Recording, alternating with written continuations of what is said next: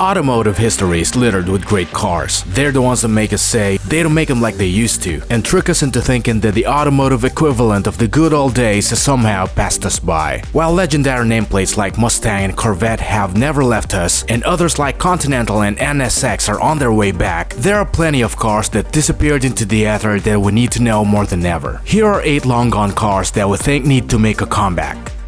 Ford Ranger. After years of flying fallow, the mid-size pickup truck segment is heating up again, thanks to the success of the new Chevy Colorado and GMC Canyon. But Ford's iconic Ranger pickup is notably absent from the equation. For 29 years, the Ranger defined a segment with its no-frills interior, rugged simplicity, and admirable hauling capability. For that small but frustrated demographic that wants nothing more than a tough and bare-bones little truck, a return of the Ranger would be welcome with open arms.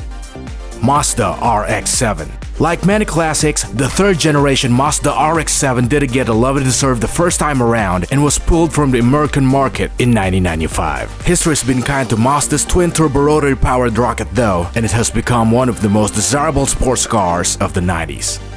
Nissan Pulsar NX. This may be a deep pull, but the time feels right for a return of the modular car. The Pulsar NX was based on the boring Sentra, but with its good-looking coupe body, it offered a little extra fun to go with the practicality. Its party trick, though, was its modular body. Its roof and hatchback were removable, and Sportback option, pictured above, converted the little coupe convertible pickup into a station wagon. For a company that's no stranger to small, quirky people movers like the Juke and the now discontinued Cube, Nissan seems like just the company to bring back the quirky practicality of the modular car. While there's no reason to necessarily revive the Pulsar NX name, it was discontinued due to poor sales in 1990. It's all thanks to all people. Practicality is a concept that we'd love to see make a comeback.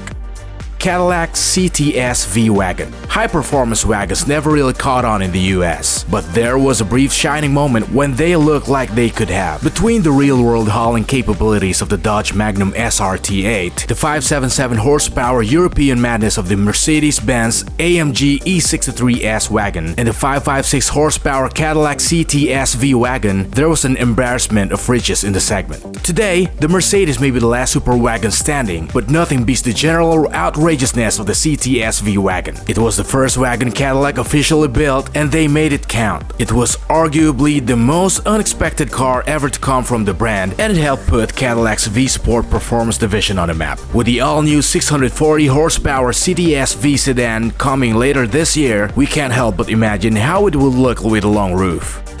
Honda S2000. Though the Mazda Miata has long dominated the small, two-seater market, Honda is no slouch in the segment either. At its debut in 2000, the S2000 featured a 2.0-liter inline-4 that redlined at 9,000 RPM with 240 horsepower. It put out more horsepower per liter than any other naturally aspirated engine on the planet, Edmunds notes. The S2000 was truly a driver's car and only improved with the introduction of the 2.2-liter VTEC power plant in 2004.